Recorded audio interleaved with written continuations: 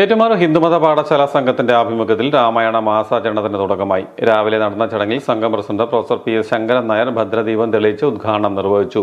Professor Saritha Iyer Ramayana മാസത്തെക്കുറിച്ചും രാമായണത്തിലെ സർവ്വദേവതാ വന്ദനത്തിന്റെ പ്രാധാന്യം വിവരിച്ച് സംസാരിച്ചു.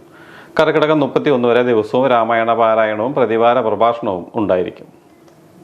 ഈ കർക്കിടക മാസത്തിൽ നമ്മുടെ കേരളത്തിലെ അവസ്ഥയെ നമ്മൾ നോക്കിയാൽ കേരളത്തിൽ മാത്രമാണ് ഇങ്ങനെ ഒരു മാസം ഉള്ളത്, രാമായണ മാസം എന്ന് പറയുന്നത്. വേറെ ഒരു സംസ്ഥാനത്തിലും ഇതില്ല. ഇപ്പം എന്തുകൊണ്ടാണെന്ന് വെച്ചാൽ കേരളത്തിലേക്ക് വരുമ്പോൾ ഈ ഒരു മാസത്തിൻ്റെ ദക്ഷിണായനം ഉത്തരായനം എന്ന് പറയുന്നത് ഭാരതത്തിൽ മൊത്തമായിട്ട് നമ്മൾ കാണുന്നതാണ്.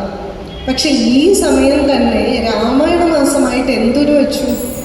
അപ്പോൾ ഒന്ന്, ഈ ദേവന്മാരെല്ലാം റെസ്റ്റ് എടുക്കുന്ന സമയം എല്ലാ ദേവന്മാരെയും നമ്മൾ പ്രാർത്ഥിക്കണം. അപ്പോൾ അതിനായിട്ട് നമ്മളുടെ ആചാര്യന്മാർ കണ്ടുപിടിച്ച ഒരു ഗ്രന്ഥമാണ് രാമായണം.